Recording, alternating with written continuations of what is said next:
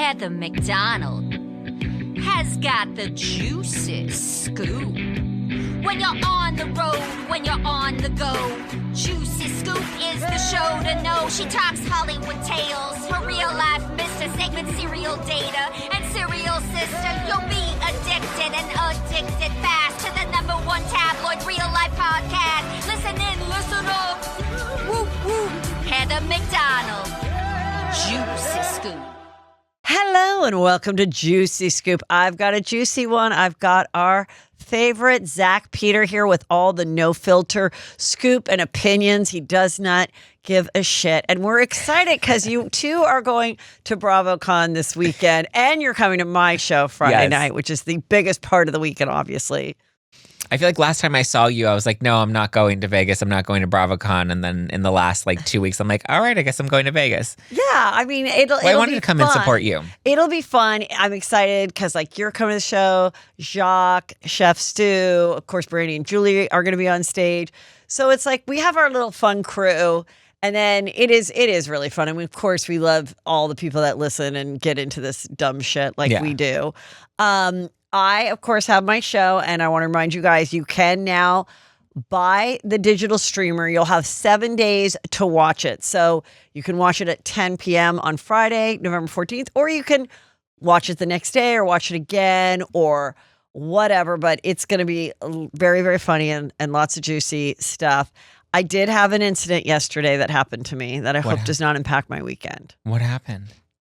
I was playing pickleball. As one does these days. And I have never been athletic, but I have improved at pickleball. And I was actually playing the best I'd ever played. And I was playing against these two women. And my son is 6'5", and he's very good because all men are good at pickleball, but also the taller, whatever, it's just not that hard. And so they just kept hitting all the balls at me. And I was actually doing really well. And I was hitting the high ones that I would normally let Drake get. I was getting. And it was the final point. And I just went a little too far. And I rolled my foot, then fell on my elbow, then hit the back of my head. Thank God there was a female doctor there to check my eyes. Then there were two nice Canadians that got me ice. Okay. And everyone really seemed to care a lot. And, so I'm wearing my Reebok Real Housewives of Beverly Hills shoes because the pain is here. Okay. It isn't that bad. Are you wearing those on stage? I want to wear my cute heels by Friday. So we're recording this Wednesday at 11. So I think I'll be able to do heels. Probably the rest of the time I'll be sporting these. But I can walk. I mean, I can walk. I would have loved for you to pull a Sutton Strack and get the little stroller with your little leg and then the boot, or Ramona where you're just in the wheelchair. I told Drake have Drake push you around Vegas. I said, listen, we do have a call today with all the MGM Grand people where the show is, and I am going to ask about the access to a wheelchair. Because anyway, even if you're not crippled, you feel crippled after 3 days of BravoCon. So I'm like, we're going to do it. But it's going to be super fun. And you just go to heathermcdonald.net and you'll go to the tour and you'll see one. I think there's a handful of tickets left. And a lot of single tickets if you want to, you won't be alone if you're in the audience of Juicy Scoopers. And but then right there is the digital too. Okay, let's get into some hot topics. Okay. So we talked about the Kris Jenner epic party. Mm-hmm. And then the news came out that Kim and Kris quietly deleted photos of Meghan Markle and Prince Harry from the 70th birthday bash. So they removed it from the carousel, which, by the way, as an Instagram person who does carousel, I didn't know that you could go back and edit and take one out. I didn't either. And then when I learned that, I mean, I guess if you do go in, because you have the option to edit the photos after you post them, but I guess you have the option to delete one of the photos in the carousel. I never knew that because sometimes I would do that, and you know how sometimes you do it and you did 3 in a row? Yeah, and it looks, and then I was like, whatever, who cares? Or the crop looks all off or something. I would love to go back and fix it. And I just left it because I was like, yeah.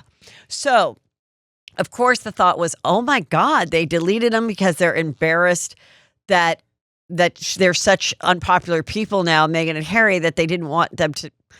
But then there's been talk that Harry wore this little red poppy thing. You can see it in his, which is something that I don't know if royals are supposed to do it. It's like a thing of remembrance, and you're supposed to wear it for the entire month of November.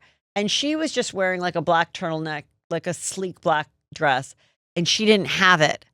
So the question is, did she or her people then call Kris and Kim and say, can you delete those pictures before people realize I'm not wearing this this poppy thing? So, Which, by the way, I want to say, if that's the case, then you're actually never being invited back, because that is so fucking annoying. If they did a whole post and then got a call that they or their people now have to remove you, now you're annoying. well, now you're removed from the list for all future events. But Yeah. but they had just come from the Baby to Baby Gala. And they were posing for photos at the Baby, Who? they came, Hey. Meghan and Harry. Oh, okay. They were at the Baby to Baby Gala to support their best friend, Serena Williams, who met them for the first time that night. Yeah. And they were there, and because they have the same clothes on, same outfits, posing for photos there. So everyone, all the theories about how they wanted Kris and Kim to take down the photos. One, I think that would be stupid, because all that does is piss off the Kardashians to make them After go a in big and party, edit. now they have to go do another thing. That is so annoying. Yeah. So I don't know. I feel like it maybe was deliberate. My theory was maybe they weren't invited to the party. Maybe they had a publicist or a friend that's I'll get you in. And so they ended up crashing the party after the Baby to Baby Gala. And then Kris and Kim were oh, they're here. And then when they found out that they crashed the party, maybe then they deleted them because they didn't want anything to do with them. I don't know. In my day of going to the Christmas parties. Yeah. Did they ever delete you from the... No, but there was one time I got invited to a girls' dinner, birthday dinner, for Kris. And somebody gave her a Kris, her birthday, obviously in November. So somebody gave her something that was holiday or whatever. And she was and we were all taking these photos. She knew we were all taking photos, only 12 of us. And I posted it. And then at 5:30 in the morning, I wake up and she's oh God, please remove that photo. I don't like it or something. I mean, if I tell you the heart in the throat, a trickle of pee in my bed, I was terrified. It's now, if anybody is a bigger star than me, even if you're not, I'm always heart the photo that I can post. Either take it and give yourself bigger teeth. Do me. I don't care, because I don't do the filters on the photos. Yeah. But if somebody, sometimes I have someone come to the show and they're really good at it, and I go, you take it. Yeah. And then send me the one you want. And then everyone's oh my God, you look so gorgeous. I'm yeah, because that's a fucking filter. And I don't do that. But I don't do that just because I'm not good at it. I think it's a talent. And anyway, so I was and then another time when I went to the Christmas parties, there was friends of ours that enjoyed getting a little too wasted. And I won't, just because I don't want to figure out, there was a couple, and one of them left their phone where at the house on Christmas Eve. So then Christmas Day, it was just a big rat fuck of while they're trying to open presents and they're recovering from their, $100,000 party that they invited you to, that you walked away with a black and white kettle. Now it's okay, well, are you coming into the gate? Is someone bringing the phone to you? It was just, and I was oh, those people are going to get off the list. And they were. I got to stay a couple more years. But I mean, there's little things like that I'm the year that my sons were wrestling in the fake snow near the real deer, I was I knew our days were numbered. It's just, so I don't know. So what do you think happened? Was it the poppy thing, or was it the... No, I think they were party crashers. And I think the Kardashians are we don't like that energy. So what do you mean? Because they... I think they got it. I think Meghan pushed her way into the party, was not originally on the invite list. Because Meghan wasn't even invited to... This was Jeff Bezos' party for Kris Jenner. Him and Lauren Sanchez hosted this for Kris for her 70th it's her birthday. List. Right. Yeah. But they also they don't even like Meghan Markle, is my point. They didn't even invite her to the wedding that all the celebs were invited to, and the Kardashians were at the wedding, the Bezos wedding. So I'm trying to figure out how I don't think the Bezos would have invited her, and I don't think the Kardashians would have invited her. So do you think she knew about it? Because we did know. Yeah. We knew a couple days before that it was at the Bezos mansion. You think she just was before we head home to Montecito, let's just do a little loop-de-loop. And once we show up, no one's going to say you can't come in. No one's going to say you can't come in. And she probably knew a publicist or somebody that was at the party that could help finagle her way in. So then who removed it? Do you think Kris and Kim removed it because they realized she was never invited and that pissed them off? Yeah. Oh, that's a good theory. Because if you think about it, you're posing with photos for them and then you're like, oh, like, you know, and then you find out that they weren't even invited to the party and somehow they snuck their way in. Like that's an immediate cross off the list. I've talked about how I know some like info from some of the like rich millennial people that they've tried to be friends with. Yeah. And they do stuff like that. They're like, or at least they did. Oh, we love Aspen. You know, when are you not using your house? And then all of a sudden they go, okay, fine, you can use the house that week. And then they're like, and then where do we get in the jet? Knowing they have a jet. Yeah. And now they're on a private jet that the rich person's paying for. Yeah. And then they're like, how did I get roped into it? But the friendship doesn't continue past that. Yeah. It's like, so it's a good grift. Yeah. I think it's all through her and then he finalizes it. Yeah. Like he does the finalization in the English accent. Did you see what happened with her candles? Yes. Oh my God. So this guy, Link. this guy who, what's his name? Link Lauren. He's a unique, funny guy. He's quite conservative, but blonde hair, gay, fashionable, but like, and he opened up the candle. He ordered it and it didn't have a wick at all. Like, it wasn't that it was short. I mean, there was no wick. There was no wick. And it's like, what? How much is it? Like $18 or some ridiculous price. That's a candle is a candle. Like, I mean. And there's no exchanges. You can't return it.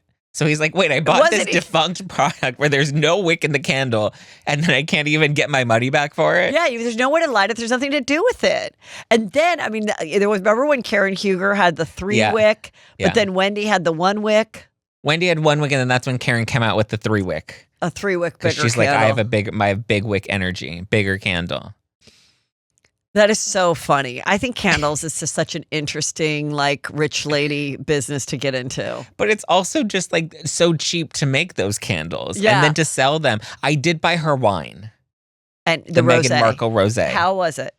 It was fine. I mean, I did a whole video about like how, because it's like, it was $90. Okay. Because you have to buy $90 for 1 bottle? 3 bottles. It's a minimum of 3 bottles. Still, so you 30, I have to say, 30 is kind of a lot for rosé. That's like more than Whispering Angel. Yeah. Like, rosé is not an expensive thing. In total, I paid $120 with shipping and handling, because shipping and handling is expensive. That's why also the wine business, that's why Heather Dubrow got out of Colette. Because she said it costs so much to ship it. She was like, oh, please, I just did that for a storyline. She's told me that. She's like, oh, come on. So I'm like, what happens with your champagne? How's that going to work out? I think that's such a great product for you since you're into champagne. She's like, it's it's not economical. I mean, it's not a wise business for someone to get into that doesn't truly have a winery, a way to distribute it, to have it get into a bunch of places. Yeah, I had my wine line for 2 years, and it was Housewives-inspired canned wine. And it was not the biggest revenue generator, but it was good marketing. Yeah. That's what you use it for. I mean, she used it for a storyline, but like it's good marketing that you are investing in that you know is good, like for brand visibility. Yeah. Yeah. I remember you sent me some. Oh, yeah. Yeah. I think stuff like that, like put it in the right glass, have it be cold enough. Yeah. And no one knows. Yeah. Like, where you really tell a wine is bad is like... That's why I said, I was like, the wine is not bad. Yeah. I go, but for $30 a bottle plus like $20 shipping and handling, I was like, you can go to Trader Joe's and get $15 bottle of rosé that's just as good. Like, it's... Like I said, just make it really cold. Have it just in a chilling bucket of ice. Yeah. Same with champagne.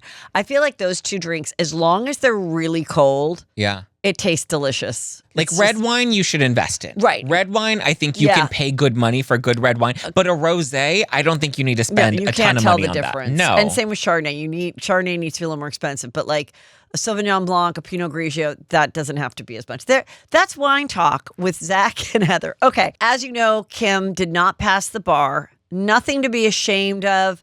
Many of our best lawyers have had to take it multiple times, especially in California, which is the hardest bar. But as you know, she didn't go to law school, and she also is cursing ChatGPT because she used that as a study guide, and they fed her some wrong information. But she's really pissed at the 4 psychics I saw that told her that she would pass. And then this other, I saw this guy on TMZ that is a psychic.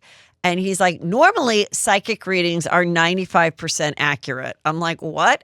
And then he said, and what they're seeing is that she will pass, but maybe not this time. Eventually she will pass. I believe eventually she will pass.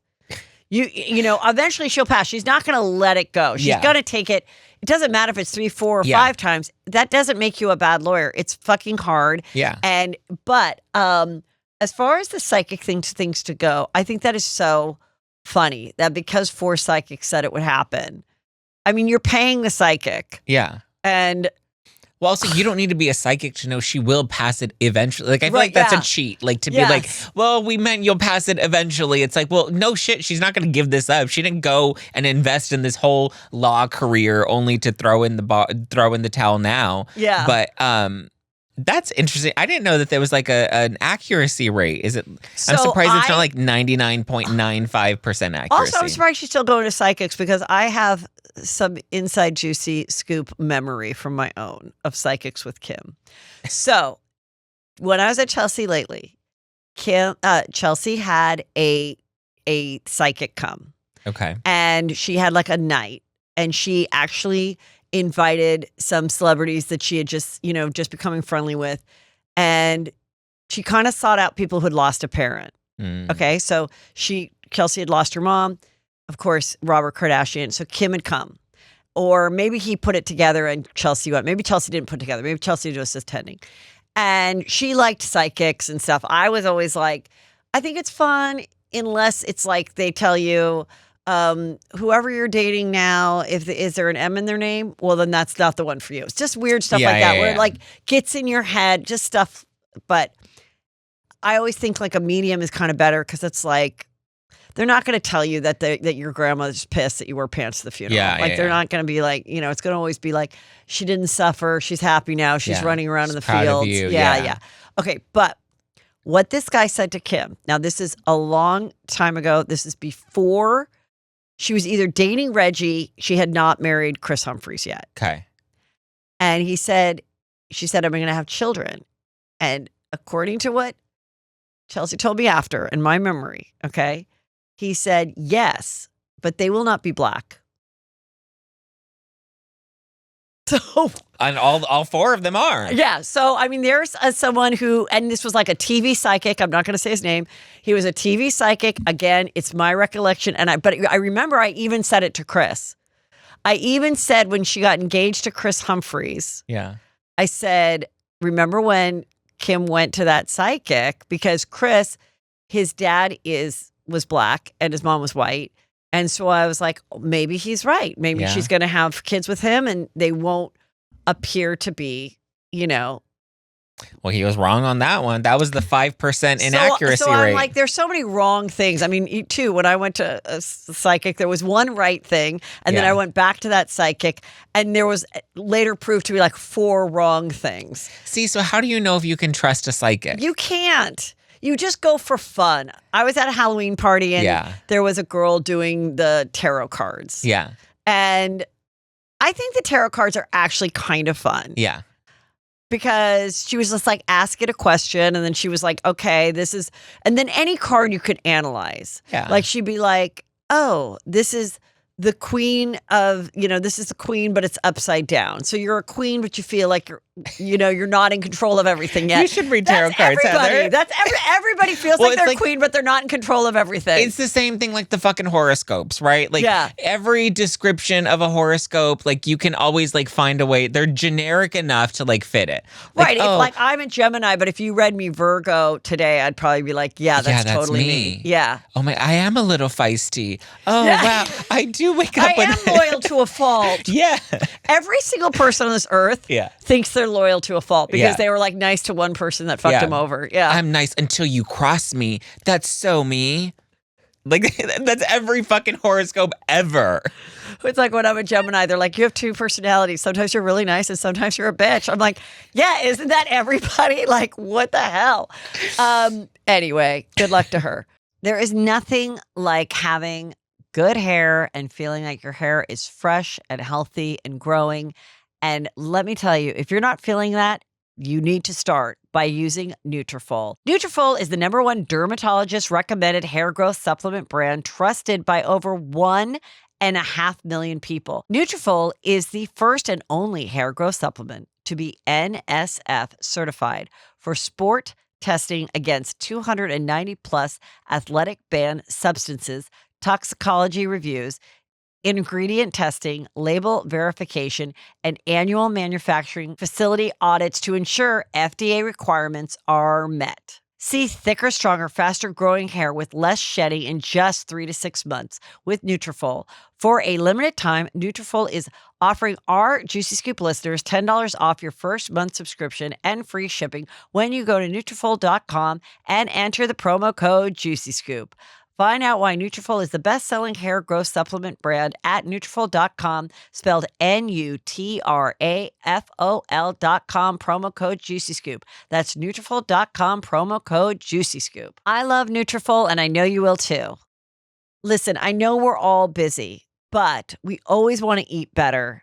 But we want it to be delicious too, right? That's why I love Hungry Root, because Hungry Root helps you eat well and also reach your diet and health goals. So whether you're gluten-free, dairy-free, high protein, focused on gut health, or anything else, take a quick quiz at their Smart Cart technology recommends recipes and ingredients tailored to your tastes and needs.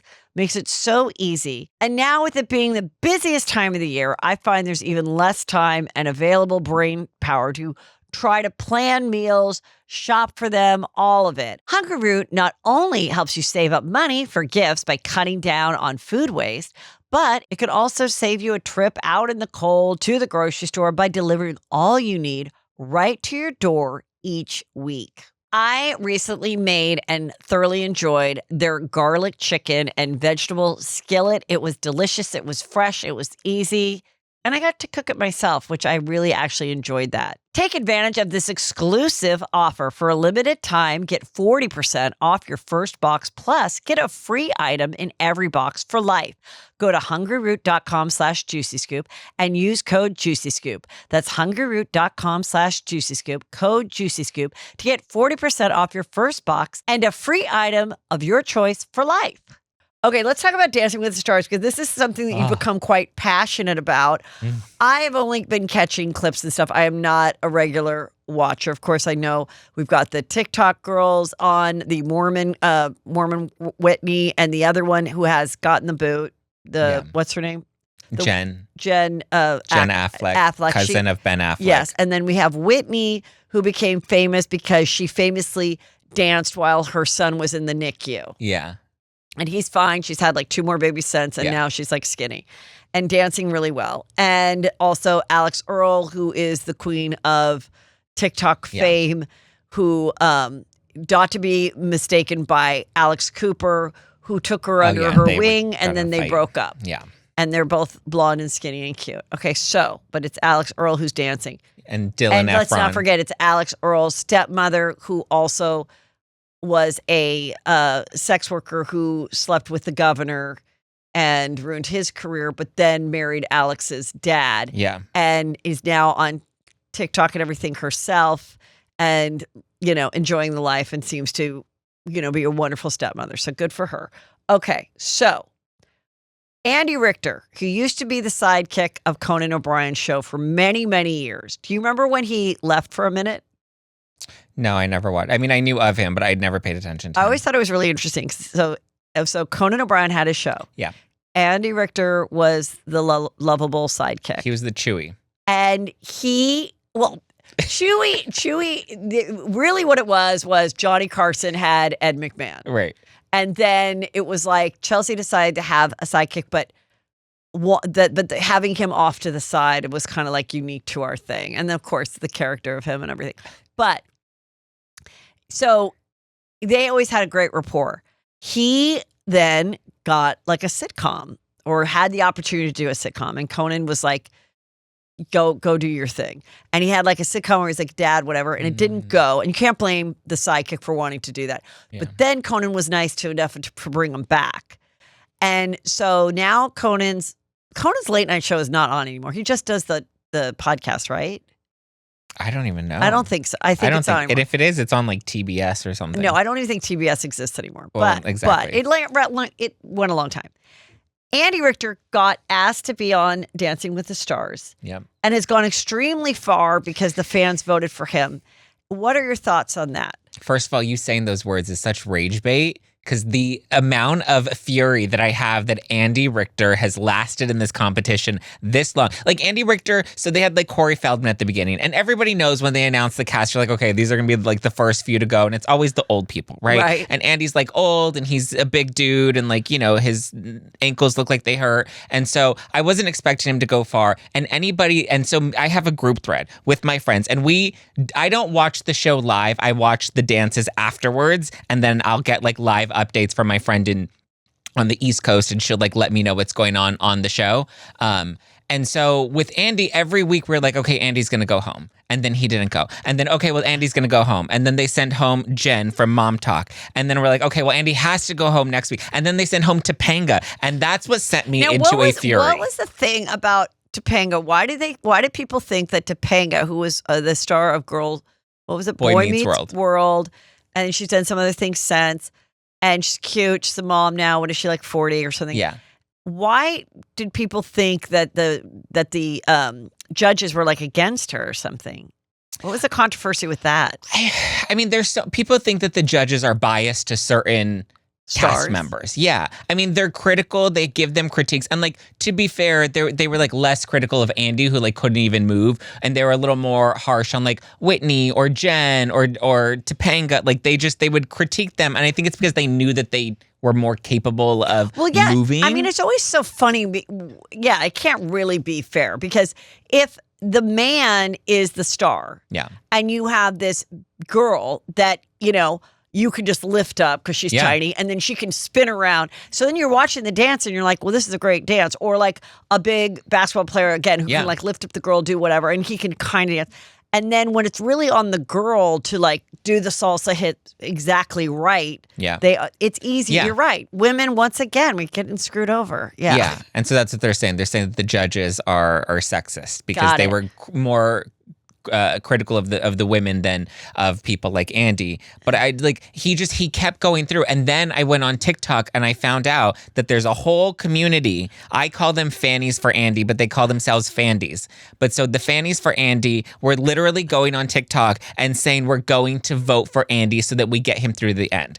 And then I found out, did you hear about Bobby Bones? No, who's Bobby Bones? Nobody knows. But so he won Dancing with the Stars back in 2018, and he was a terrible dancer, and the fans voted him. How was he famous, though? How was he famous? I don't know, a chef or something. Nobody really heard of him. So it's more like the fandom saying, let's just see how much power we have. Yeah. Oh my God. So if I ever get on, then the Juicy Scoopers will have to prove themselves. Yeah. But so now they've learned how to hack the TikTok algorithm so that they all find each other, and then they know, okay, we're all going to vote for Andy. And then they use all 12 of their devices to all vote for one person. But do you even think they're Andy fans, or they're just saying, can we do this? They're just in it for the fight. Like, there's nothing about Andy. I mean, he's a sweet dude. And like, So we don't think they're been fans of his for 20 years. We think they're just a group of people to see, like, let's see how far we can make a very average, not super relevant person that doesn't have a huge, following right now. Yeah. That's kind of interesting and genius. I mean, they should have been watching his fucking sitcom, and then he would still be on the air. But that's how you know they're not real fans of him. And that's so interesting. Well, because they're also mad because like Whitney from Mormon Wives, I think her and the Crocodile Son are going to go all the way to the end, and they're going to be the top two. The Crocodile Son, I love that you call him that, because that's what I would call him. He's the son of Robert Irwin. Robert Irwin, who was the Crocodile Dundee, who died tragically with animals. Yeah. Right? Wasn't it like a spear? Like the spear of the fish went through him? Yeah. I think it was like a stingray or something. Yeah, stingray went through him. Yeah.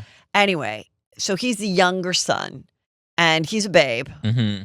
And so that's fun. Yeah, but so people are mad because Whitney from Mom Talk, she's a professional, her background was she was a professional dancer. Before the NICU So they're dance. like, that's not fair because she can dance and people like Andy can't dance, but he's so nice and he's so likable. So they like rallied around Andy. And so when I found out that there was like an orchestrated campaign to get Andy to the end, I was not having it. And I started my own orchestrated campaign. I called it #SaveAndy's because that poor man was struggling week after week. And I was like, this is now elder abuse. These people are diabolical to keep this poor man who, his agent told him, like, you're only going to go to like the third week and you don't have to commit to long. And then here he is in the semifinals. He can't dance. I always ask about this, and I've heard different things. Same with special forces. Yeah. Special forces, I think we have found out that whether you leave on your own volition or get kicked off the first day or the second to last day, you get the same amount. That's not Dancing with the Stars. So how does Dancing with Stars work? I believe you don't get paid for the first one. And so if you're the first to go, I don't think you get anything. You must don't get a little something. Probably a little something. But Okay. I think after that, you get like 10,000 per episode. Okay. And if you make it towards the end, that's when I think you can get up to like 400 grand. Okay. For, making it that far. And then Remember obviously when Lisa there are witnesses Vanderpump if you get. fainted? I mean, I've talked to some people who've done it and they've been like, please kick me off. Like, Yeah. This is so much work. I'm dying physically in every way. And look, he's not in shape. And when you see him, dragging his feet around the dance floor as his partner's just like dance, she's doing all the moves. And he's kind of just this whole thing is hilarious and kind of fabulous. It was, but Okay, people got so fired up about it. Okay, so this was interesting. Did you see that Prince Williams actually called the Crocodile Son? Yeah. For a special moment with Robert Irwin? Because I guess they sort of have met and bonded over losing parents young. And I thought that was sweet. Prince Harry could never. Nor would he ever. I think he would. Can you give us the latest on what is going on with Blake and Justin? We're hearing different things, and I just want you to update our people. I mean, it's the never-ending story. So we're out of the discovery phase, and now everybody's just getting ready to take this to trial. There were a lot of headlines that came out that said Justin Baldoni was throwing in the towel, and he'd kind of given up, which isn't really true. So she's suing him for sexual harassment. He was suing her for defamation. And back in June is when the judge dismissed his case because they said, so basically when you make statements that are in a court filing, like in a lawsuit, you can't be sued for defamation because it's protected under litigation privilege. Right. So regardless of what she said, whether it was truthful or if they were just all complete lies, you can't be sued for defamation. You're protected from that. And so that's why she had it go into the New York Times, because then that added like an additional layer of protection. Like it was all very smart and strategic. So essentially he couldn't sue her for defamation. That case got thrown out. And so the deadline for him to file an amended complaint, if he wanted to keep fighting that deadline passed and that expired. But he made it clear back in June, like, I'm not going to move forward with that lawsuit. I'm going to fight her sexual harassment lawsuit. Trial is set for March of next year.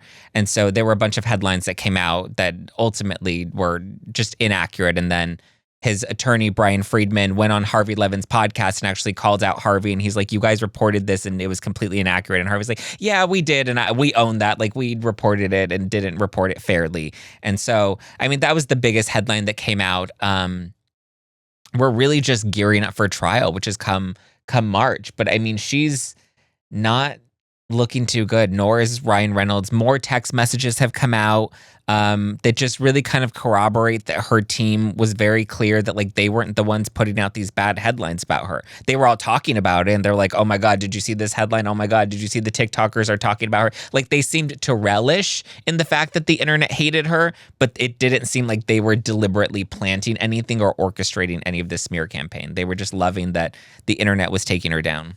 So this girl, she covers it well, Elsie, too. yeah. Elsie.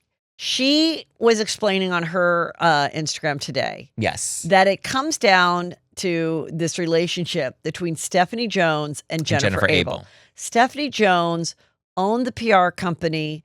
Jennifer worked for Stephanie. Correct. And at one point, Jennifer was trying to like steal clients to leave Stephanie. Yes. Well, those are kind of the allegations. So Jennifer worked with Stephanie at her PR firm. She was like one of the heads there.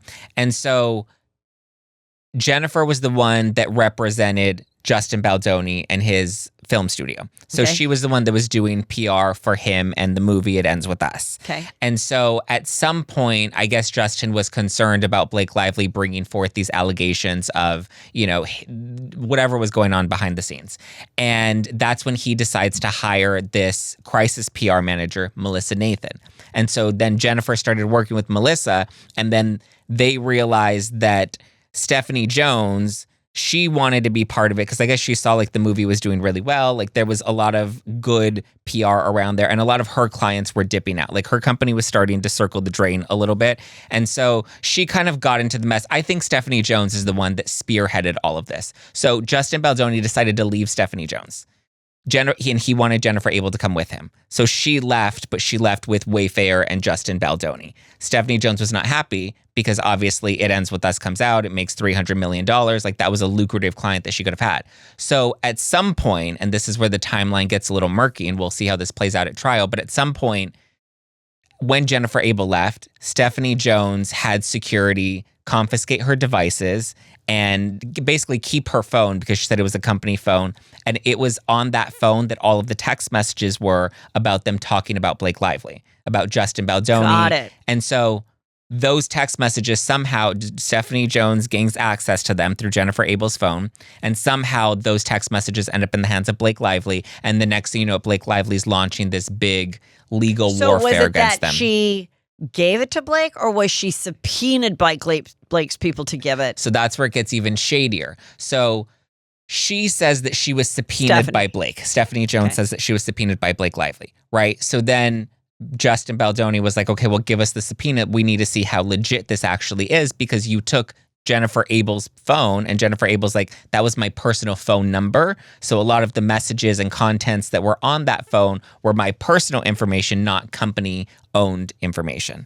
And so there's a company called Van Zandt Inc., and that's seemingly a shell company that Blake Lively owns or is the CEO of. So Van Zandt Inc. decided to subpoena Stephanie Jones, but the lawsuit itself doesn't name any defendants. It was 10 John Does that they were suing for. They said it was a breach of contract. So they go to Stephanie Jones and say, we need your text messages because there's there's a breach of contract with some person that we can't tell you who it is, but just give us all the messages. So she handed over all the messages.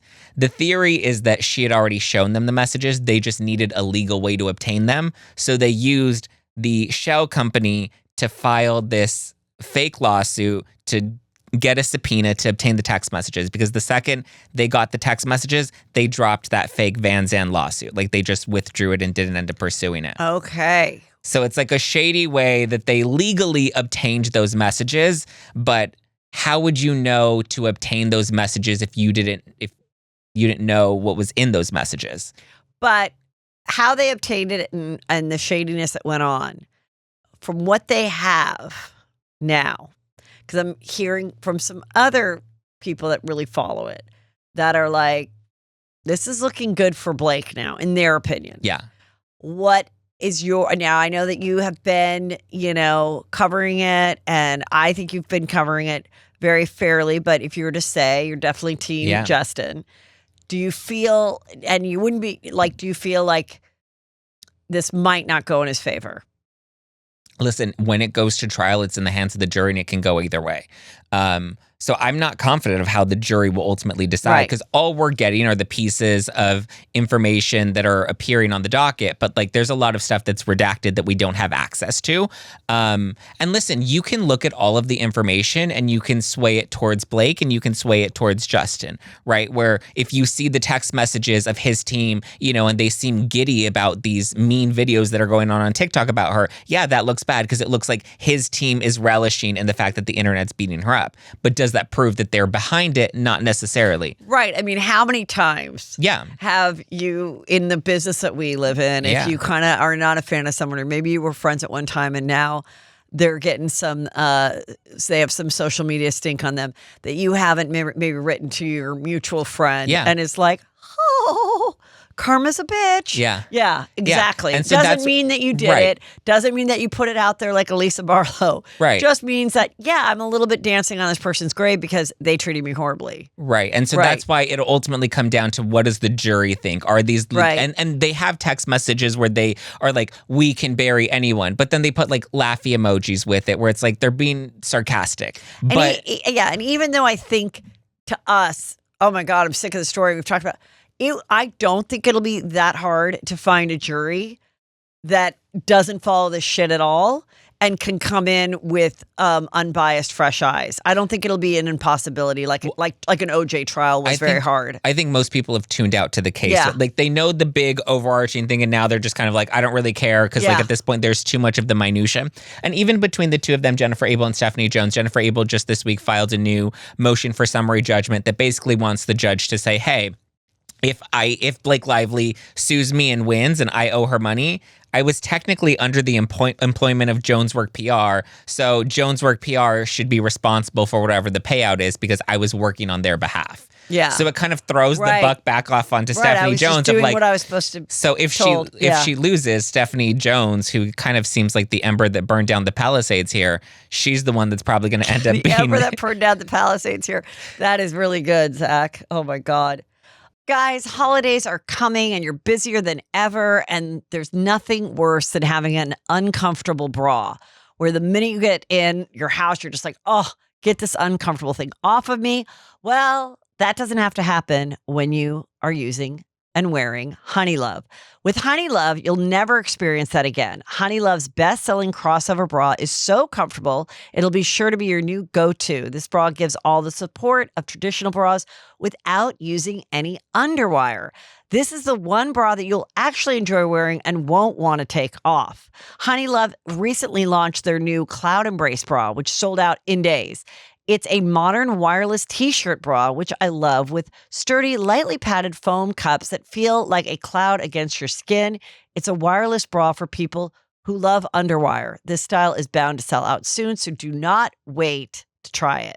Treat yourself or someone special to the most comfortable and innovative bras on earth this holiday season. Save 20% off site-wide at honeylove.com/juicy. Use our exclusive link to get 20% off. That's honeylove.com/juicy. After you purchase, they'll ask you where you heard about them. Please support our show and tell them we sent you. Celebrate the season feeling confident and comfortable with Honeylove. O Positive is a women's health company that offer a range of symptom targeting supplements that support women at every stage of life, from our first period to well beyond our last. What is so special about O Positive's products is that they create real, tangible results with ingredients that are backed by clinical studies and shaped by board-certified doctors. URO is a probiotic blend specifically formulated to support vaginal health. They balance a healthy vagina pH, support healthy vagina smell, and maintain healthy vagina flora. So let me share some of their great reviews from real people that are loving their products. I am very happy with this product. I see results in 3 days of taking this. My sex life is amazing now. And not to be gross, but I can't keep my man off my kitty. He said it smells and tastes really good. I mean, this really is saying a lot. This product does everything it says it will. I am just finishing my second month. I have no discharge, no odor, and no taste. This stuff is a game changer. I mean, who can't use a little vaginal love? And that's what I think is so great about O Positive. Take proactive care of your health and head to opositive.com/juicy scoop or enter Juicy Scoop at checkout for 25% off your first purchase. That's opositive.com/juicy scoop for 25% off. Okay, very good. Thank you for that update. Now, breaking news. Our girl Dolores from Real House of New Jersey is officially engaged to her Irish prince, Paul. They are engaged, and she thought she was getting a new iPhone. It happened in an iPhone store. She got a ring. I don't know if People magazine was there or she just gave the photos to People to make a buck and to get some press. Some people think it's really cute that it was done in an iPhone. I'm like, was this like a branding thing? But iPhone is so big, I don't think they need it. But why an iPhone store? I guess just to like throw her off. But then, I mean, she's got sweats on, but then she still looks beautiful with a perfect manicure. Well, I don't know. I don't know. I feel like, and fine, whatever they did, whatever it was staged or not, who cares? They've been together a long time, and she obviously wants to marry him. Yeah, so. I mean, they look a little face-tuned in that photo. Oh, yeah. So does he. Yeah, he so likes I'm thinking, it. Yeah, it's so all good. It may have been. She may not have looked as glam, but they face-tuned her up before they gave the photos to Yeah. people. Ring looks beautiful. Ring looks gorgeous. Yeah. Like her manicure looks great too. But I just the iPhone like is so weird. Like, could you imagine being there because you cracked your screen? I was just at the iPhone store and I paid $400 to get my screen fixed on a brand new phone that I bought and had for 2 days. I couldn't imagine being at the Apple store waiting to get my screen fixed, and then there's like people getting engaged. Like, it would be the most random thing ever. Like, I'd be like, what are you guys like at the Apple store? Like, what? And then there's a photographer. Like, what is happening? Oh my God. Did you ever see the video I did with my friend Colin and we were at Disneyland? I was at Disneyland with the kids. He worked for Disneyland, so he would meet us there when we would go. And I had just seen, there's lots of engagements happening at Disneyland. Yeah. So I said, oh my God, it was like right outside of like Star Wars, like no offense, but like extra dork, right? And like definitely like that kind of fandom, it's not my thing, but I appreciate it. And so summer, I had just like, sunglasses on, like t-shirt, whatever. And I said, will you ask me to marry you? And then like, we're just going to see how people react. And so he has a boyfriend. Okay. So, and, it's pretty obvious he has a boyfriend in the way he presents himself. So anyway, he asked me to marry him. I jumped up and down. People totally were like, oh my God, like people believed it. And then we put out the video. And for the people that didn't know, it's me, Heather McDonald, and this is my friend. Other TikTok people picked it up and then did like the side by side, like, is someone going to tell her? Is anyone going to tell her? Like, it got like 5 million views. Oh my God. It was so amazing. Because I never, my engagement wasn't like that. And now everyone makes such a big production out of it. In some ways, I think it's kind of cute that it wasn't a big flowers and this and that it was just like, I wanted to surprise you. If this truly was a surprise, I think it's cute too. I mean, it's whatever. If people are happy. If this is who you want to marry, you don't care if they give it to you when your nails are chipped and you look ugly. Yeah. You're not going to care. You're going to be thrilled. Like, I mean, we could have surprised her somewhere nicer than the Apple store, though. Like a restaurant. Like, let's go to lunch.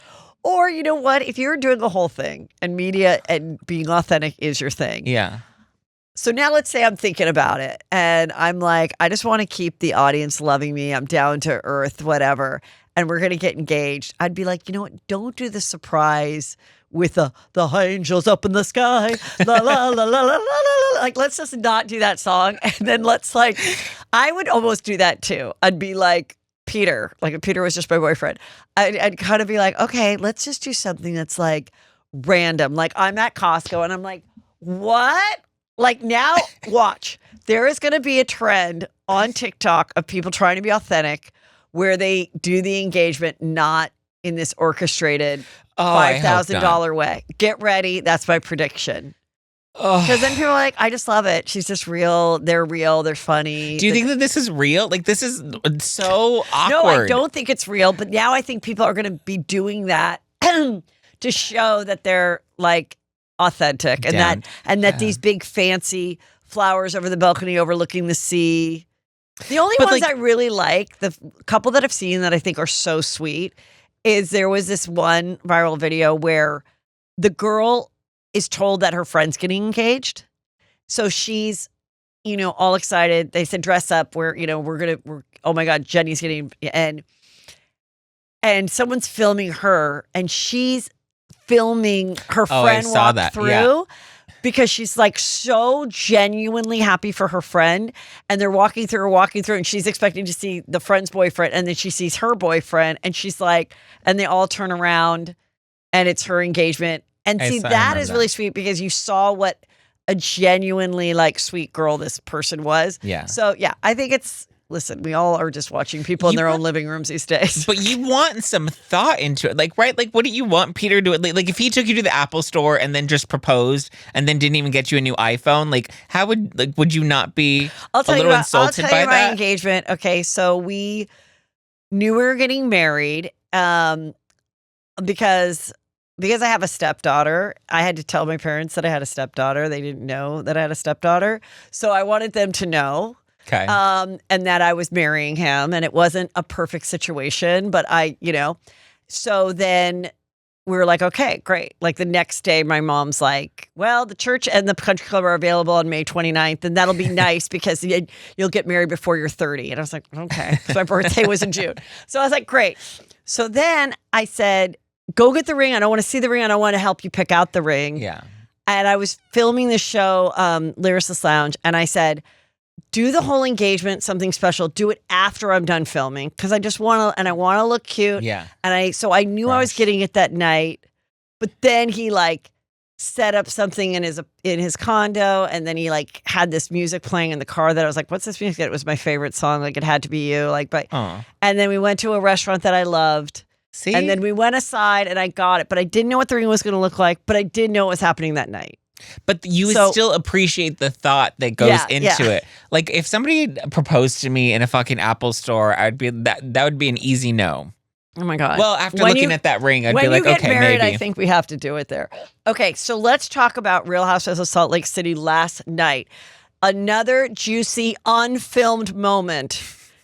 Up there with the infamous Sprinter van of Lisa Rinna and Kathy Hilton, possibly freaking out that the DJ did not play Michael Jackson, and Kathy Hilton is best friends with Michael Jackson's sister, LaToya, and she wanted Pretty Young Thing to be played, and therefore she allegedly yelled derogatory homophobic slurs about this DJ at the Caribou Club in Aspen. Nobody filmed it. The Sprinter van driver is still in witness protection. Yeah. He has never come out. We don't know where he is. Numerous podcasters have offered him $10 to $20 to appear on their podcast to get the scoop, and he or she, we don't know. We don't know.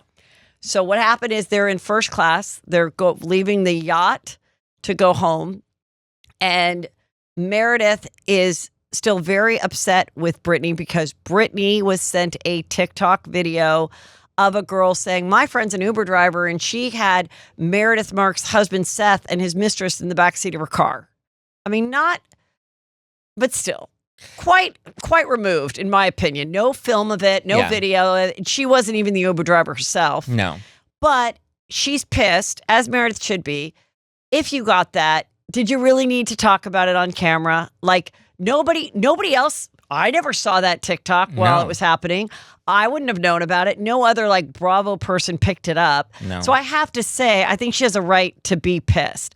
But apparently on the flight home, they were in the plane. Let me see if I have the plane picture of where they were all sitting. Oh, here we go. So Blocked by Jax posted this. This is from the show. They showed they were on first class, and they showed of it. And basically, they said that Lisa and Meredith was behind Brittany, and they were yelling that Meredith was berating Brittany for so long, had her a shell of herself crying. Brittany said that they were actually pushing her seat, which would have to be Lisa, who was behind her. That Lisa was also ganging up on Brittany, and they were all texting each other saying, are you hearing this? How awful this is. And what are you thinking of this whole situation? I mean, we saw it play out on the Sprinter van last season, right? With the filming of the phone where Meredith's like, are you filming us? And then Brittany's like, I'm not filming you. And she's still filming the whole thing. She's like, I was just taking a picture of outside the window. Yeah. She has a 10-minute video on her phone from, them fighting. So, I mean, we've seen this all play out. I'm pretty sure. I mean, and you also know Lisa Barlow gets very animated when she's fighting. So I'm sure she's yelling over. Yeah, I'm sure they weren't really, shaking the really, seat. Brittany, you need to tell Meredith where you got that TikTok and what provoked you to show it on camera. Why don't you just give her the TikTok and let her know about it? And Meredith is probably like, Brittany, you have a man that doesn't even want to be with you, and Seth and I are in a monogamous relationship. Weren't they open for a while? He doesn't even have an Uber account. He's a Lyft man. What is she going to say? But they were open for a while. Remember, that was season 1. Seth and Meredith had an open arrangement. They said it was open. Now they say it's not open. I mean, I think she was just really, you're on this show. And then you're blindsided when all of a sudden somebody on camera says something that you're like, I could give the editors $100,000 and they're not going to not air this. Like, this is out there. Yeah. I'm now going to have to tell my spouse it's out there. Then it's going to air. Then I'm going to have to deal with it for the rest of my life. Like, I think that's where Meredith was like thinking about it on a plane.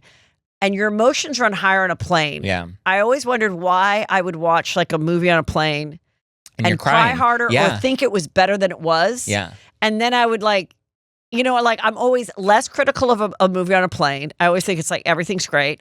And they said it's because there's something about being in the air that can like affect your emotions.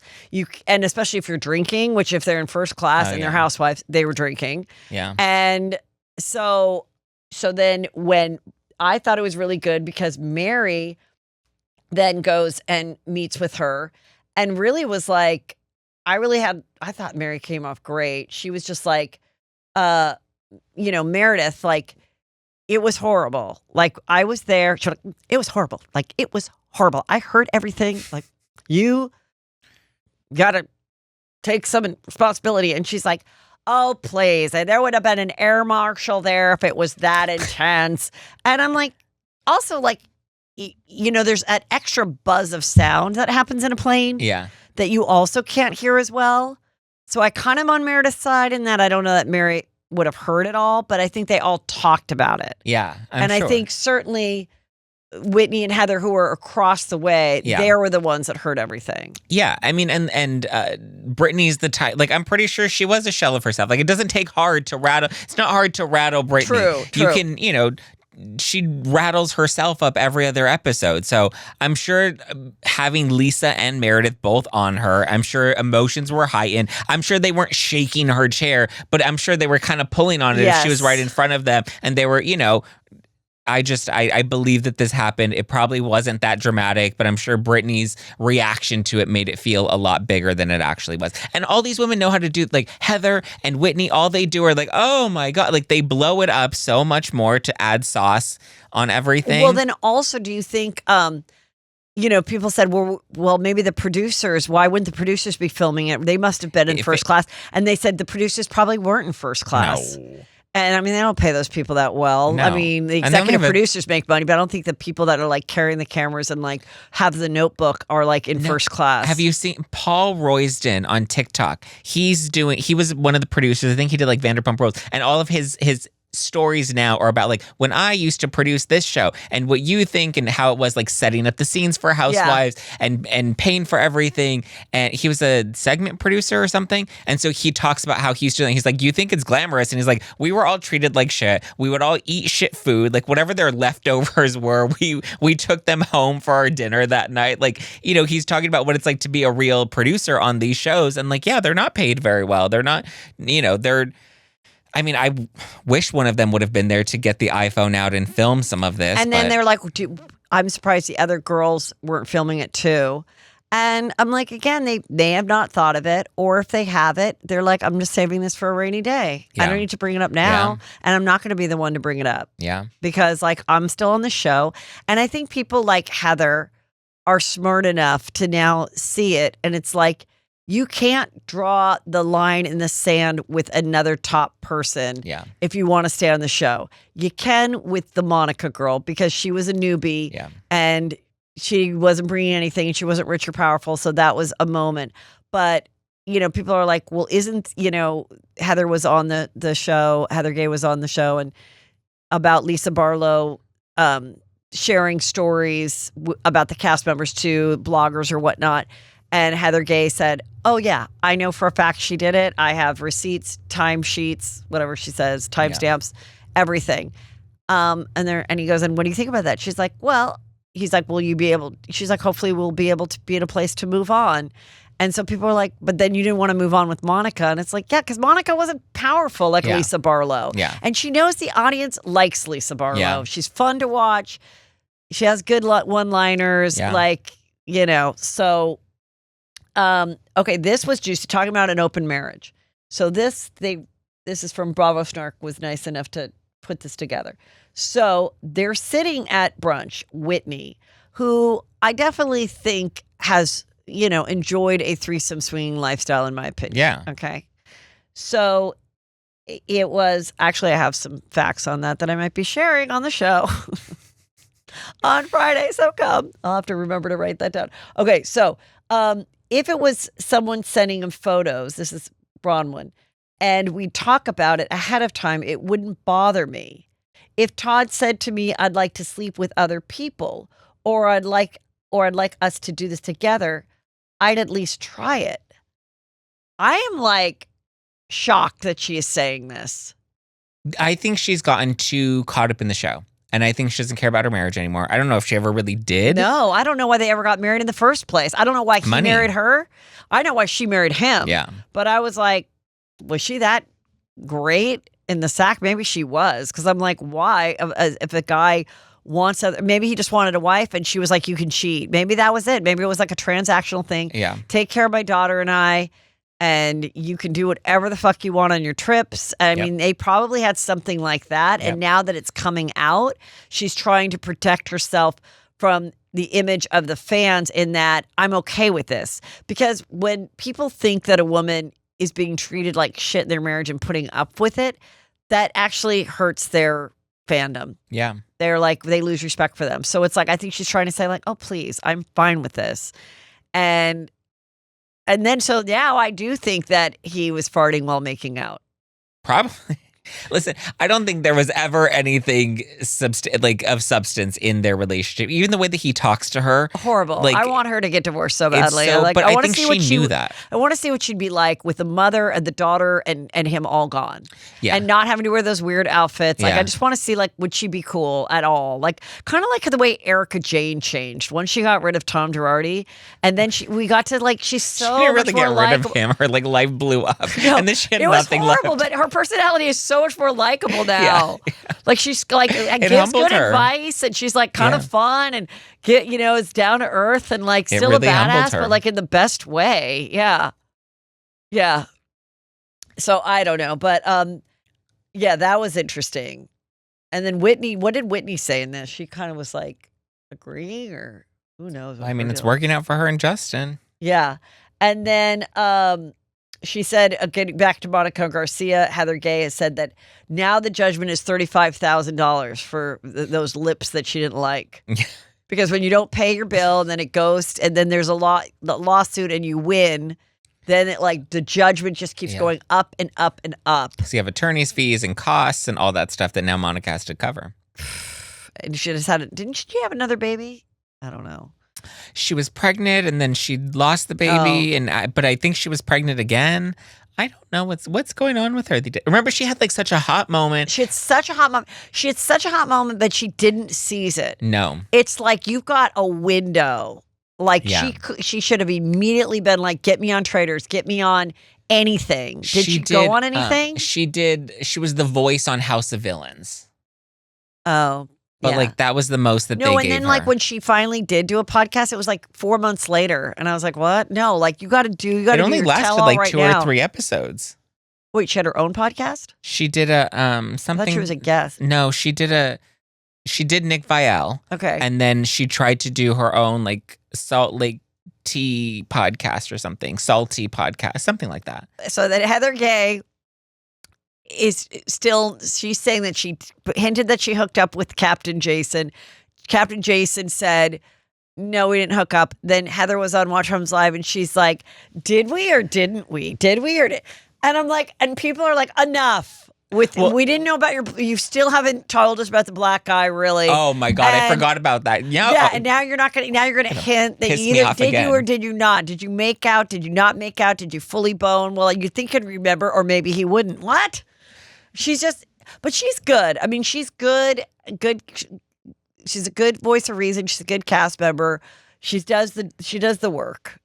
No, she does. She keeps the show moving. She keeps. I think the fans will get tired of her in like 2 more seasons because they'll feel like she's too produced, and like the same reason they hate Kyle. They're like, Kyle produces Beverly Hills. Well, I mean, some people just don't have a salacious storyline. Yeah, like her divorce was done, and it wasn't super ugly, except just to say I'm part of Mormonism, and it sucked. Well, now she has her show. She doesn't have boyfriends. The daughters are all delights. Yeah. So they're not struggling with drug addiction or pregnant or hating their mom or being estranged for 5 years. Like, so she doesn't have drama. Yeah. So it's like, that should not be a negative thing. If you can bring it in other ways and still at least be like funny and kind of keep it moving. And I think that's where she is at with it. Yeah. And people are like, oh, she's got no storyline. Shut up. Like, not everybody needs a full-blown storyline every season. Sutton and Garcelle, are no longer friends from Real Housewives of Beverly Hills. And they were on a red carpet together. And Bravo Snark said, feet away from the same event on the same red carpet, Garcelle turns her back on Sutton. Well, yeah, I've said it. They were never friends. They were never friends. Anybody that believed that friendship. Sutton believed they were friends. Oh, come on. No, I do believe. I talked to Sutton. Sutton believed they were friends. And I told her, you were a girl she did a TV show with. And when she decided that you didn't have her back, and she had decided, I'm not going to come back on the show, there was not enough there for her to pursue. It was more powerful for her just to cut you out. Sutton doesn't have real friends. Like, her friends are like her assistants until they all leave her, and then she doesn't have real friends. So I disagree. Really? I disagree. She has Who are her friends. Heather Dubrow? No, I went to her house when I went to the Masters. She has friends. Like, she has friends from like the town. She has real friends. She has other. And then she had a party in Beverly Hills that was like a slow crawl, or it was like a slow broil or whatever party. Oh, okay. And she cooked, and it was very nice. She had like one or two people like helping her, but she did everything, and it was not filmed. And she had other Beverly Hills people that were not famous there. So I do believe she has friends. I do. I think friends around her are like the housewife lovers, or they like that she has money and spends a lot of money to take care of people. I mean, I don't know. I'm not in her inner circle. I know people that were in her inner circle, but I don't know.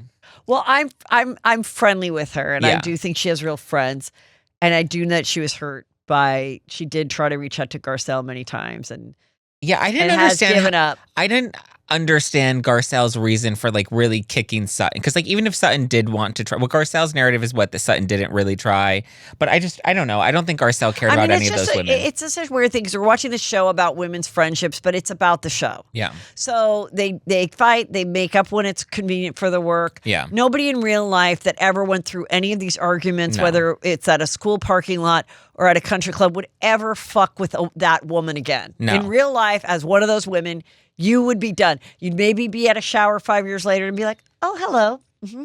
And that would be it. But if you're getting paid by Bravo and all that stuff, then you got to make up. You got to make up. And that's what happened with Joe Gorga. Now they said Gia and Joe Gorga now refollowing each other. Louis and Joe Gorga are following each other. And I think that Bravo waited long enough to hire anyone for any reason from New Jersey, put them in a long enough time out that they realized we're all screwed unless we come together. Yeah.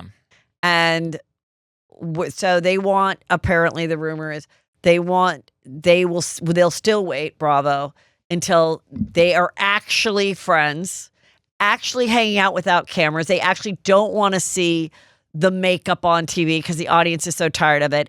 And so even if they make up and everything, that if they decide to start filming and all that, we won't even see New Jersey till 27. No. Yeah. I agree. I mean, they'll probably start filming next summer. Yeah. Give it, the next several months to rebuild. I can see Kathy Wakili coming back. She lives across the street. Like, I can see them rebooting it in that sense.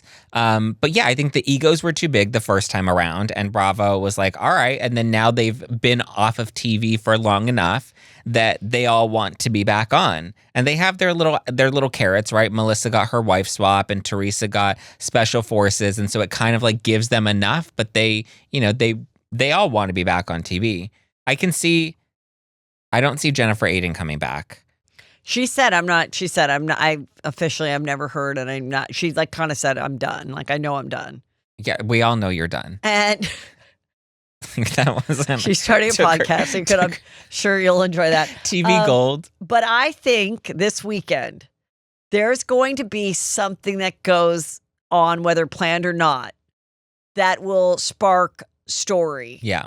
And people talking and news articles about them either seen talking, hugging, laughing, or yelling and fighting. But it'll probably be the positive because I think they're going in and they're going to be like, we're going to have dinner at this restaurant, which they'll be picking up. We'll get a deal. And we know that the fans will see us eating all together. Yep. And that's what's going to happen. Yep. Okay, now Vicky wants back on the show. So Vicky and Tamara are good friends, leaving Shannon as the uno amigo. And she said, Shannon's not going to tell me who I can be friends with. She can't tell me. We're going to Mexico. Tamara and I are going to Mexico. So they're going to be, they did the coffee ad. Everyone's doing this coffee thing. I saw what's her name from Miami do it. The one that was dating the Haitian mortician. Julia. Julia was dating the coffee guy? No, Julia. She did the coffee? She's doing the same coffee, which is like an instant latte. Yeah. That they did the commercial for. She's doing it, which I think is kind of funny because remember she had to give her Haitian mortician lover according to that's funny. Adriana the coffee maker. Yeah. I don't even think she drew the connection. I just drew it. Anyway, we're gonna get the Haitian mortician and the sprinter driver are going to be making an appearance at my show. I love that. Please bring them out on stage. I would love that for us. I just might. Anyway, and then Gina Kino was on the show, original OG of OC, and she said Shannon was mad at me because I said Shannon shouldn't have said on camera that she wasn't screwing David Bador, her first husband, for a year, and any other now women see that and they know to like go fuck them. And I'm like, shut up, Gina. You know what? The reason we like Shannon is that she is honest. Yeah. She was honest enough to share with her girlfriends that her marriage was in the toilet. Yeah. And that they'd gone this long time without being intimate, and could they like save it or not, or what does that mean? And she wanted the sympathy. But that's what makes a good housewife. Yeah. Not one that like acts like they're having sex every day when they're not, you know? Obviously. Remember when Gina came back? It was like 2 seasons ago. It was when they had Dr. Jen Armstrong and she had a party at her house. And then on Instagram, you saw that Gina was at this party and she's taking photos with all of them. And then you see the episode and they don't show Gina like at all. Like they completely cut her out. And she thought that was like her big OC return. Nobody cares about Gina. Nobody cares about her. Nobody likes her. I talked to Gina one time in Newport, like at a restaurant, and I was like, I always think about that scene where you showed up and you didn't tell your son that you're bringing Vicky and cameras, and he was stressed about a baseball game. He was trying to make like the junior league or whatever it was. He was already out of high school. Like he wasn't going to go to college. He was going to do like semi-pro or something. And he was there and he was like, what the fuck are you doing here? And he's like, I'm going to take this bat and like hit your face with it or something. And she's like, ha ha ha. And Vicky's like, what? And I remember that just left such an impression where I was like, that even that like later that night, I was like giving my sons a bath. That's how long ago it was. And they were like not getting out of the bath or not getting in the bath. And I remember I'm like, I will not be treated like Gina Kino. Like I was just like, it was like affected me so much to see like such a disrespectful son. But then as I got older and I saw like it's wrong to put your kids on this camera without their consent, and then to show up with cameras to surprise them while he's doing like something for his career. And so, at the time she told me the kids are doing great. Everyone's like married with kids are doing great. They're all adults, the 3 kids, her kids. But I said to her, I go, how did that like affect them? I'm sure people came up to them and said, you're rude. She's like, it was horrible. They were bullied horribly. They really suffered. And even Colton really suffered. And I go, so, I mean, do you ever look back and regret doing it at all? And she goes, oh, no, I can still get a reservation anywhere. That was exactly what she said. And I was like, you literally just said your kids were like bullied. Traumatized. And now, but you can still call and, get a reservation at Mastro's. That's how they care about. Interesting. So, yeah, she's okay. I want to talk about Helen Keller. Oh, yes. Helen Keller, the blind, deaf woman who could not speak either from history. People did book reports on him. Yes. Now, there is a conspiracy theory that came around the internet a couple years ago that actually was sparked, I looked it up, by a University of Oregon student. Oh. Wrote a 96-page I didn't hear any of this. thing. Her name's Allison Johnston. My Okay. son goes to Oregon, so that was impressive. This was Blind, Deaf, Accomplished, and Discredited, How Helen Keller's Legacy Evolved with New Media. So do tell us the scoop, because you are passionate about it. Very passionate about it, because I didn't even know that there was a report. I didn't even know this was viral a few years ago. I was very proudly taking the credit of all the new TikTok videos that people are making about her, because when you think about it, because I forgot how somebody mentioned something about Helen Keller and in like one of my live streams, and they're like, oh yeah, didn't she fly a plane? And I was like, Helen Keller didn't fly a plane. You're confusing her with like Amelia Earhart. Yeah. And then I was sitting there and I went on my phone and I was like, she didn't fly a plane? Because someone was like, she did. And then I went and I realized she wrote like 12 books. She flew. I'm like, somebody hacked the Matrix, and like this is the Mandela effect, because I don't remember her doing any of this shit when I was in school and we learned about her, because she was blind and deaf. They said that like she donated all this money to the ACLU because she was trying to help, people of color. And I was like, Helen Keller can't even see color. Like, she's one person. She's one white lady that can say, I never see color. How would she know ethnicity? She had a forbidden lover. Was he black? Was he a Haitian mortician? No, he wasn't. He was white, but I don't know. She may have thought that maybe he convinced her that she was, and so they would communicate with her in her hand. They would write things in her hand, and that's how she would understand things. Which again, how they got her to scribble in her hand and then get her to write. And what was the years books. that she was alive? Like the 1800s, 1900s? What was it? It was like early 1900s, Okay. I think. Yeah, she flew a plane. She wrote 12 books. So the forbidden lover, like she was going to secretly get married to him, and then he ghosted her. And so she was like supposed to meet up with him, and then he just never showed up. She couldn't find him. That was I'm like, who bought this story? But she went to the cafe and he was there. She didn't know it. She couldn't see him. She was looking for him. And how would he know what she looked like? It's not like she could like send him a photo. No, he was like an assistant of hers. Yeah. And then, which also, that's not a Romeo and Juliet forbidden lover. That's like a different situation. How did she become so rich? Because people were impressed that she... Okay, so I looked up briefly. So she wasn't born this way. At 19 months, she got some horrible, illness. Yeah. Which back then, which is why my mom, I remember one time my daughter had an earache, and she said I didn't know she had an earache, but she seemed sick, and my mom's like took her temperature. And I remember my mom was like, you don't fuck with an earache. Look at Helen Keller. You don't, your kid has an earache, a temperature, you do not fuck with that. You get that temperature down. But something like that happened, and then she lost her eyesight in her ear and her hearing, and because of that, she hadn't started speaking yet at 19 months. Right. So then she lost the ability to speak. So did she create sign language? No, she didn't even do. How's she going to do sign language? She doesn't. She can't see sign language. So the thought is, did They the wrote woman in her exist, hand. or like what is the conspiracy? I think that she existed, but what they did was they found somebody that they can prop up to be like gay rights, and so they gave her a little picket sign. She was gay too? No, not that. She was like homeless, not toothless. So she didn't know any better. Yeah. She was fighting for the homeless and the toothless, and she didn't even know what she was fighting for. I think she was a mascot that they propped up, and they're like women's rights and all this, because I mean the rabbit hole goes deep with the number of Did she go to the moon? causes. That's the question. Probably. She was right there with Neil Armstrong on the moon, and she was the first woman. She flew the spaceship to the moon. So right now, if you look it up, it says she flew her own plane herself. I think someone was with her in the plane, but she flew in the air for 20 minutes. How do you teach someone that's blind and deaf? How do you explain to them what a plane is if they've never seen a plane before, and then how to drive the plane?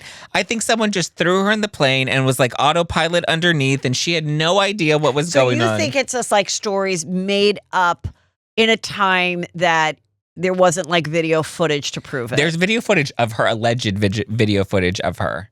Flying the plane? Not flying the plane, but like of her, and she's like talking. Doing a TED Talk? She's doing a TED Talk. Oh my God. And then at one point she like looks into the camera and Where smiles. does Mel Robbins and Jay Shetty come into this story? They're going to interview Helen Keller. That's the next guest. Oh, like my Helen God. Keller was the epitome of the let them theory. Mel Yeah. Robbins says let them, and Helen was like, let them. Whatever they say I'm for it. So I just think she was like a prop that they used to push like all these different causes. And I'm just like, she didn't know if she was sitting at the back of the bus. She didn't know where in the bus she was I did sitting. a 4th grade report on this. Yeah, we all did. We all studied it, but also why? Like, it doesn't make any sense. I was talking to my mom about this, and she's like, all I remember is that she was blind and deaf, and she was wild. And then there was a teacher, Anne Sullivan, came in, and Anne, like, taught her how to behave. Anne Sullivan. Anne yeah. Sullivan. Yeah, she was wild. That's right. She was, like, freaking out. And then Anne Sullivan was, like, the first, like, special needs teacher She type was of a thing. The She Helen figured it Whisperer, out. yeah. The blind whisperer.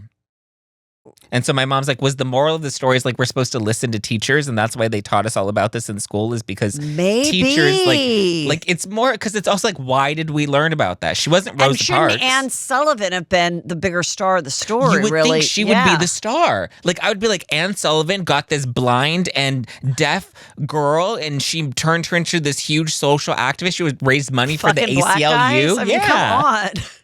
Like, who doesn't want that life? Right? Like Anne Sullivan should have been the woman that we were championing, and instead we're believing that Helen Keller flew a plane by herself. It makes absolutely no sense. That's so funny. Okay, I have a little follow up on over the weekend. I talked about this on Tuesday. Okay. I got a random text. Okay, just like a 323 number like this, and it was somebody fishing for a rich old man. It said, hello, handsome old man or something. And I was bored, and Peter and Drake were golfing, and I wrote back and fucked with this person. And I created an old rich man that plays golf. He lives in Century City. His name is Charles, and he belongs to Riviera Country Club. Oh. And then they kept trying to get me to go on their WhatsApp. And so I was just acting old, and I didn't know WhatsApp. So after I had my fun with this person, I then was scared, and I blocked the number. I screen grabbed all of it and shared it with my Juicy Scoopers. Okay. They're back with another 323 number. How do you know it's the same person? Because she said, hi, hey, Charles. Oh. Hey, Charles. And I said, who is this? And she said, it's Isabel. That's the same person it was before. I was actually waiting for your message on WhatsApp, but you didn't message me. LOL. So I said, I don't use WhatsApp because I'm an old man. Yeah. Okay. I don't use WhatsApp. Can you? And then I wrote, can you meet me for a drink at the Waldorf on the rooftop tomorrow, 4:30 for sunset? Doesn't that sound nice? Yeah. So she said, I would meet him. yeah. And it's in public. Yeah. Yeah, sure. If you message me on WhatsApp, LOL, it's easy to go wherever you are. I'm like, we're texting here. Why do we have to go on WhatsApp? What's the... Okay, because I think there's some trickery to the WhatsApp. Got it. They can suck the money out of your bank account easier from Nigeria or wherever this is. Okay. Before I download an app, can you send me a photo and I'll send you a pic of me? Sure, but don't judge me. I'm not pretty like what you think. Here you go.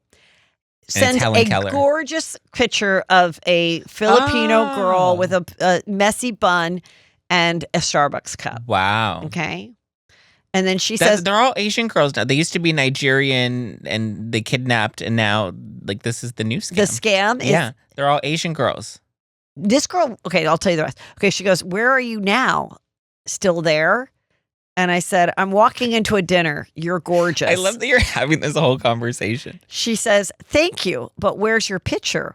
Or you can send it to my WhatsApp. Oh my God. Then she sent the WhatsApp thing. Okay.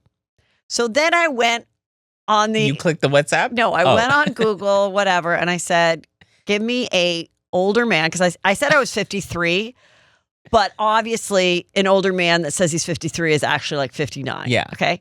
So I found an older white man that was like a Google image. Okay. Tom Girardi. A selfie. Okay. Because it has to be a selfie, right? Okay. It's not going to be a model. With 3 fingers? And he's to not verify? cute, but Okay. not cute. Not cute. Agree. I'm not going to show his photo, but he's not. I would meet him at the Waldorf at 4:30 for a cocktail. Because you know it's hard to get into the Waldorf, Yeah. and it's a beautiful sunset. Yeah. I actually went to the Waldorf the other night. And The Waldorf is the best.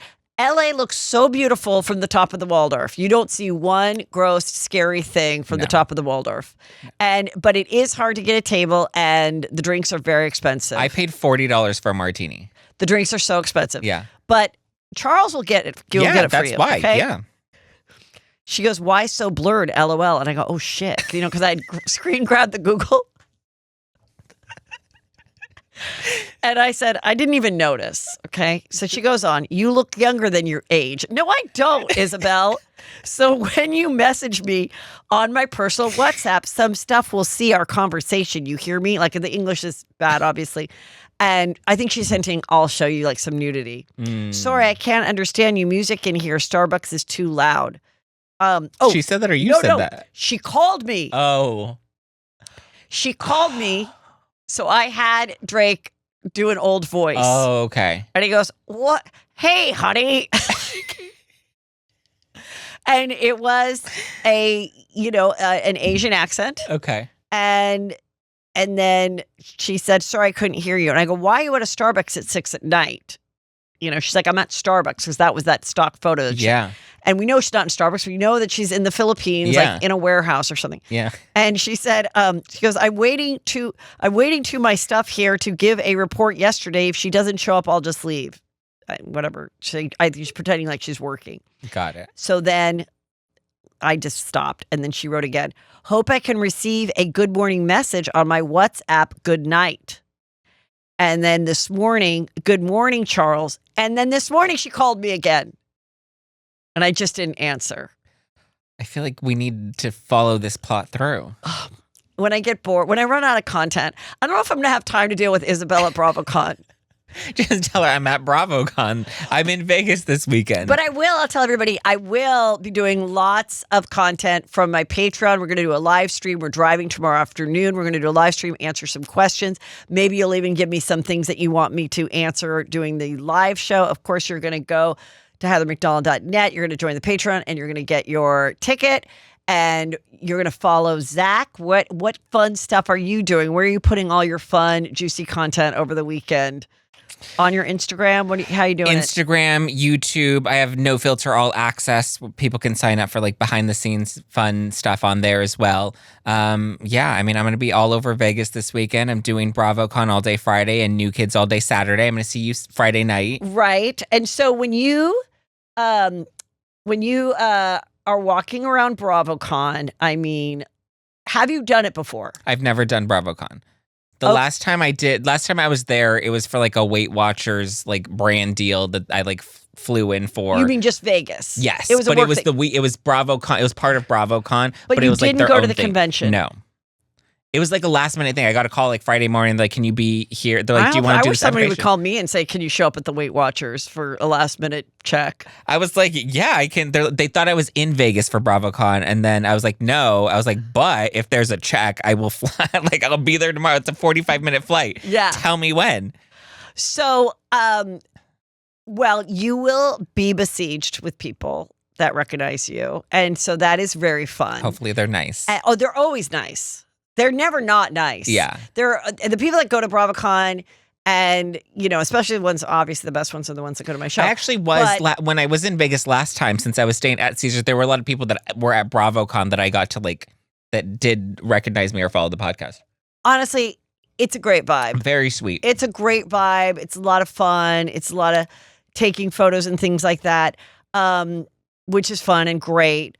I will say one thing, and I'm just going to tell people this because this is what I don't like about it, is when you are walking around Vegas, whether you're at BravoCon, whatever, and people come up to you, we all love it, and we take photos and stuff. But if there's a miscommunication or person that you're trying to get the photo of it, whether it's me, Zach, or a housewife, or Andy himself, and he can't do it, or your phone's not ready, or they literally have to get to the next place where they have to, they are contractually have to go over here. Do not then go on TikTok and say that person was a bitch. Unless they said fuck you and threw a drink in your face. Yeah. Being busy, having handlers, running around. It's not fair then to judge someone that's like, I just need to pee. I haven't had any. I had to do that a few times. I was like, I literally, if I don't have something to drink right now, like I'm gonna faint again. Like they're just and the talent has the golf carts and the people to walk them through, but the people that are just kind of like us or like influencers or whatever that are happy to be there that want to take a photo with you, just give everybody a little grace. Yeah. Because it is really fun, and we do, and the fun part is going out and meeting people and taking photos. We're all about it. Yeah, I'm excited. I'm looking forward. I know. Now I'm getting real excited. I know. The closer it gets, the more I'm like, oh, this is actually going to be fun. Because then I'm seeing everyone else that's going. We're planning. I know Stu. I just had Stu on my podcast, Chef Stu. Yeah. And we literally were just we forgot we were on the live stream, and we were just like talking through our itinerary for the week. And then we're like, well, now everybody knows where we're at and where we're having dinner, what we're doing. But I'm excited to see everybody, because it's like, everyone that you know from the internet is now all together, or in the TV, like we're all together in one place. Yeah, it's all good. And you know what? You never know where the world will be in 2 years. I'm always like, this could be the last. And if you're not going, no FOMO, get my streamer, follow all of us. There's stuff you can watch on Peacock. Like, you can still have fun from the comfort of your own home. Your feet won't be tired. Yeah. You won't be spending thousands of dollars. Yeah. So like you could still have fun with it. Do you think Sheena and Tamara will squash the beef at BravoCon? Oh, are they doing a thing? Squash the beef? Is that one of the things? They always do BravoCon always does squash the beef. I thought that whole thing of blaming Sheena was like ridiculous. Yeah. But, they're all going to be entertaining and looking gorgeous. They're all going to look like little Barbies up there, and it's going to be fun. Yeah. Yeah. All right, everybody. HeatherMcDonald.net. Thank you. Bye.